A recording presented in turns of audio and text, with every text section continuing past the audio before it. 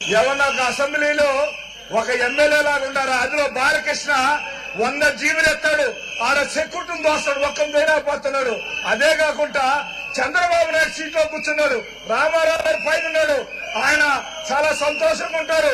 కనీసం నిజ జీవితంలో చేయకపోయినా అసెంబ్లీలో వచ్చి సీట్లో కూర్చున్నారు. ఇది బాలకృష్ణ గారికి ఇది పద్ధతి కాదు. ఆ కుటుంబ సభ్యులు కూడా ఈరోజు ఆనందపడి ఉంటారు. రెండోది, దయచేసి బాలకృష్ణ లోపల రానిద్దు. ఎందుకంటే ఆయన సత్యం తెచ్చుకో ఉన్నాడు, ఆయనకి మెంటల్ గా ప్రాబ్లం ఉందని. మా వాళ్ళు సైకో ఉండే, అసలు సైకో వాళ్ళు వాళ్ళ మావ.